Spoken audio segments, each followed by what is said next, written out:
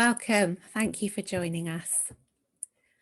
We're a group of schema therapists who are concerned about human disconnection from the natural environment and the impact of that on our planet, our future, and ourselves. And we know that schema therapy fosters healthy adult connections, both inwardly and outwardly. But as human beings, don't we also need a healthy connection with the natural world? We think so.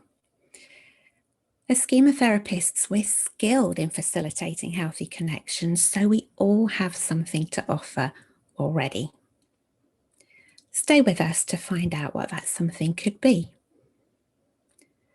We're going to show you a sequence of images now, and we invite you to just notice whatever feelings come up for you as you view them.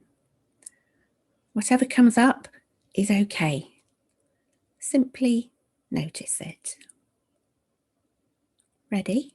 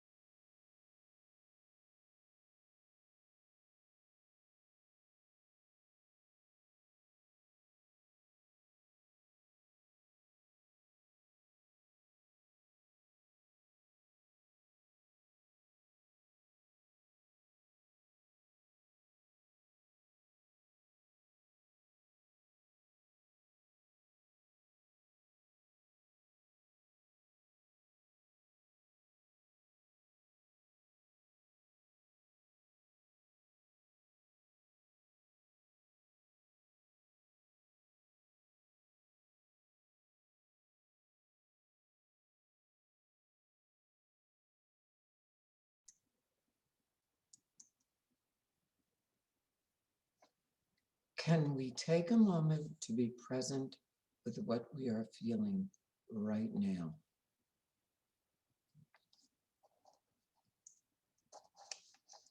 What did you notice going on for you when you were looking at these images? How did you feel? Did you feel it somewhere in your body? Was there a particular image that created a certain response in your body? How are you feeling right now? Just let yourself feel whatever is coming up for you at the moment.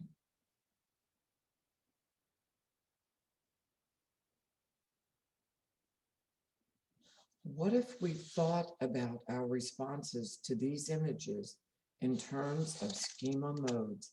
Here are 6 common ones we've come up with, and perhaps you have recognized others. Now, I'm wondering if you noticed something like this. Oh, I don't want to deal with this right now. Maybe I'll just go and order a pizza instead. And have a nice glass of wine. Maybe I'll come back to this later. Or maybe not. If you noticed reactions like these, could that be a detached protector or a detached self-soother mode? Or did you notice this? You should be ashamed of yourself for letting the planet get to this point. How in the world are you going to fix it now? Look at all those careless, thoughtless people who just drop their trash wherever instead of finding a trash can. Why can't they just go home, bring their bottles and cans and recycle them themselves?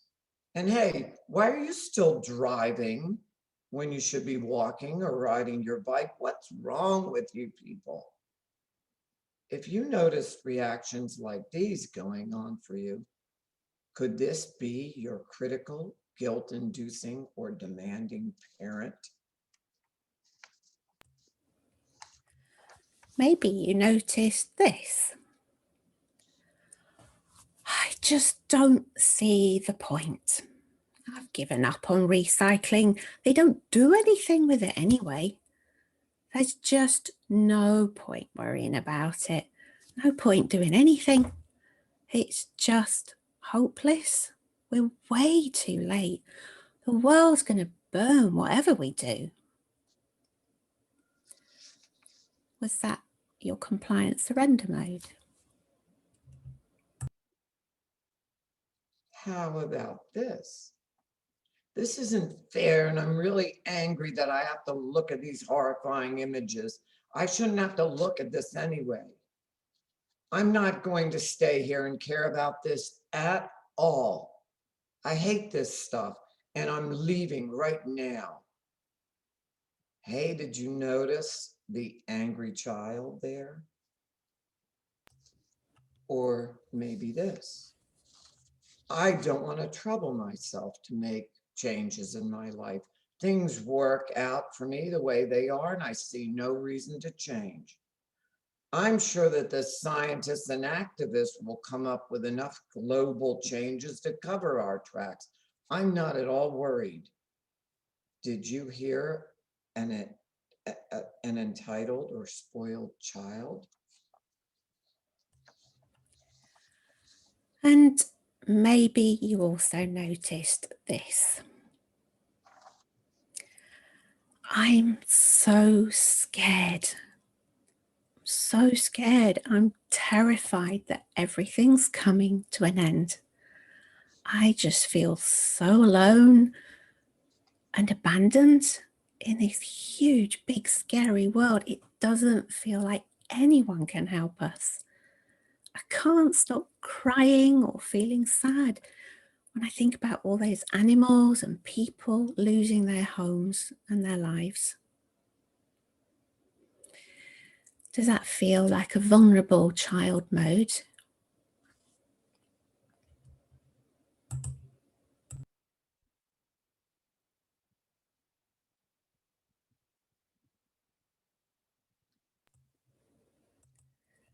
Next. Isn't it amazing how a sequence of images can produce so many different responses? We may feel anger, grief, sadness, and fear in the face of the threat of our very existence as individuals, as a global community, and as a planet. And it's okay to have all these modes activated instantly. Some modes keep us in pain, and others help us to avoid pain that we may feel dealing with our Earth's impending devastation. The problem is these modes keep us in a state of disconnection. Disconnection instead of healthy adult connection, which leaves us with unmet needs. Our dysfunctional coping modes have disastrous consequences, not only for ourselves and other living things, but also for our environment. What we and the rest of humanity need is our healthy adult mode. We need to create motivation and healthy adult limits. We need to connect with and offer support to our vulnerable little selves. As schema therapists, we already know how to help our clients find and strengthen their healthy adults and have compassion for their vulnerable child selves. As healthy adult role models, we do have an obligation to bring healthy life principles such as fair treatment of others to the attention of our clients. We invite you to join us in taking our role modeling potential a step further and bringing these environmental concerns into our therapy rooms. Is this our cue, in fact, to address deeper meta needs along with our core emotional needs? This remains the big question. Okay.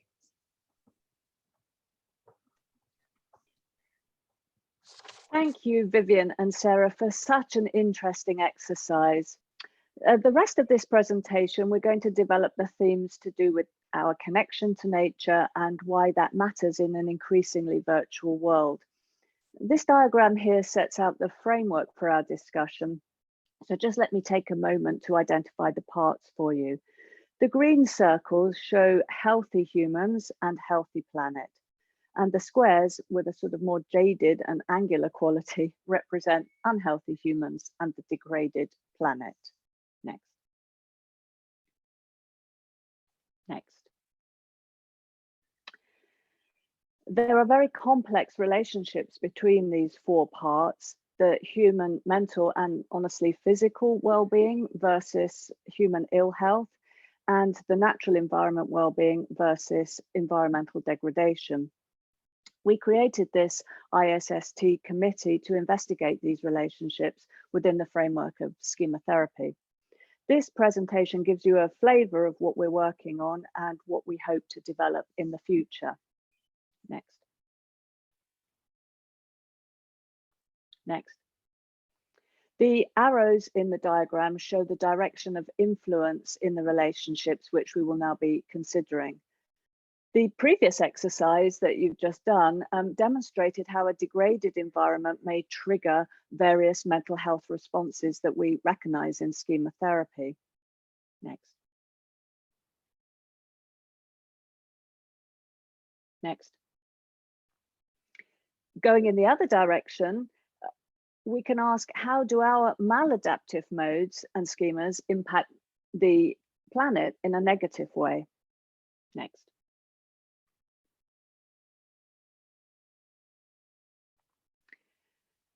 This is classic schema therapy, really, because we often ask our patients how their modes impact their own human relationships. So I think maybe now we need to extend this thinking to our relationships to the planet. In schema therapy, perhaps we need to contemplate, for example, how avoidant coping modes are just allowing us to bury our heads in the sand, or perhaps overcompensating modes are encouraging society's rapacious and entitled use of the finite resources of the planet. Next. So having looked at the negative relationships in each direction, we can now consider the positive flows. So going from environment to humans, does a healthy environment aid the development of the healthy adult mode, for example? Next. Should we be including nature connectedness as an integral part of the healthy adult mode in schema therapy? And recently in schema therapy, there's been a newly identified core emotional need for a meaningful world. We could perhaps extend that to having a meaningful relationship with the natural world. And, you know, research suggests, recent research in 2019, that nature connectedness is a basic psychological need. Next. Nature connectedness is about having an active relationship with nature. It's not just a walk in the park. It's about activities such as feeding the birds or gardening. Next.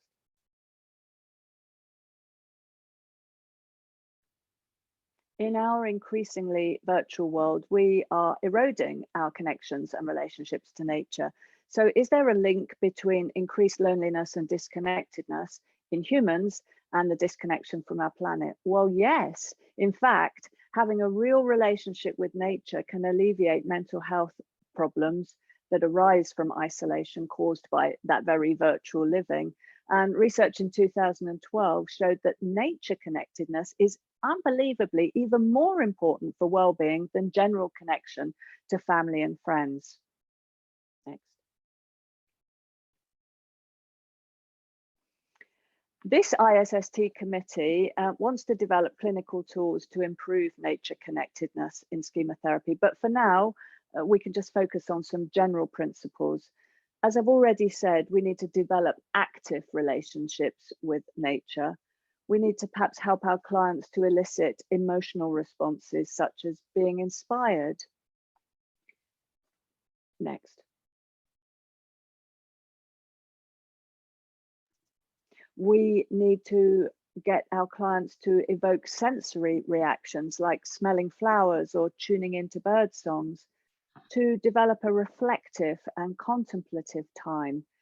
And to reiterate, really, then schema therapy, this new need of generating meaning can really be answered by nature. For example, taking a long view of mountains and considering grandeur and magnificence. So now I'm going to hand over to Katia, who's going to discuss the positive flow in the other direction, this time from humans to nature. Yeah, thank you, Sharon. Yes, how we can create a healthy relationship with nature. So I invite you to dive in your memories. Do you remember the smell of fresh rain, the taste of an apple freshly harvested or stolen from a tree? Your hands full of earth or touching a little animal hiding under dry leaves in autumn, the wild birds singing, or being barefoot outside in the grass. Okay. So as Sharon showed us, a healthy environment helps to nourish our core needs. Our healthy adult, our mental well-being part can create a healthy relationship to a healthy to improve a healthy environment. Next. Creating a healthy relationship with nature is nature awareness is not only knowing about nature, but also involves our emotions and actions in a connected relationship. By connecting with our inner child and our nature-based memories, how might that develop our healthy adult? How can we connect to plants, trees, animals, mountains, or even air? How would this connection strengthen our healthy adult? As our healthy adult becomes more robust, how can we complete this circle and treat nature in a more healthy adult, wise and caring ways? Okay. So, what you and me, we can do. We have two levels, the individual clinical level, so we can recycling and use of natural products for candles, hand sanitizers, etc. Or we could use more nature-based tools in clinic to help clients meet their own needs for healthy adult whilst building a healthy relationship with nature. The use of carbon neutral energy and less travel, or why not donations to environmental causes. The list, we can get it longer and longer. I really make an appeal to your creativity. On the ISST level, the Environment Committee actively advises ISST board. If you would like to think about any of these things in the company of other schema therapists, please get in touch. We would be delighted to hear from you. You might contact us with this info at Schema Therapy Scotland. Thank you, Katia. Finally, we have a short clip for you from a role play as something for you to think about after this presentation. And as you watch it, we'd just like you to see if you can spot some modes that are active, look for evidence of schemas, And most importantly, think about how you would use this kind of situation that might occur in your consulting room as a pathway to build healthy adult nature connectedness to help your client meet their core needs.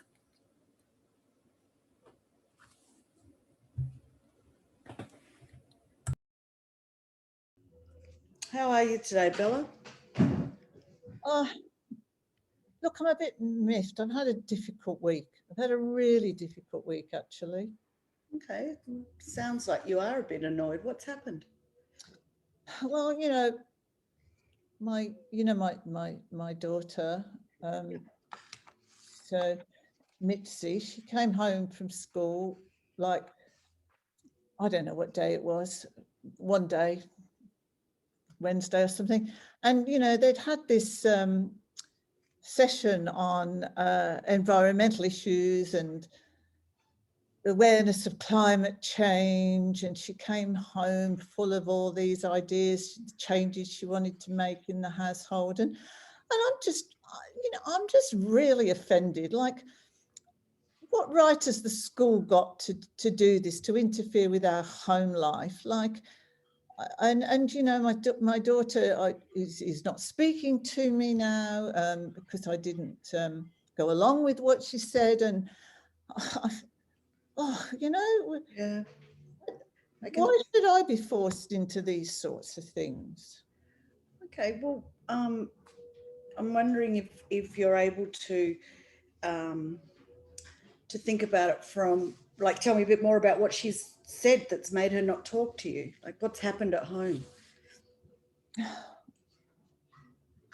Well, I think I'm trying to remember what she said. I'm just, I'm thinking about whether I'll go back up to the school and tell them, we don't pay them to do this. I think I said some things like that, and she was really angry with me. She felt that I was not considering.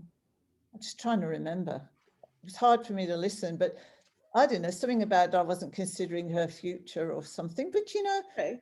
her and her father, we've worked really, really hard, and she's got the privilege of now going to private school. We've worked so hard to, we still do, to give her this lifestyle. And I feel like, we've done a lot in our lives to give her a good life.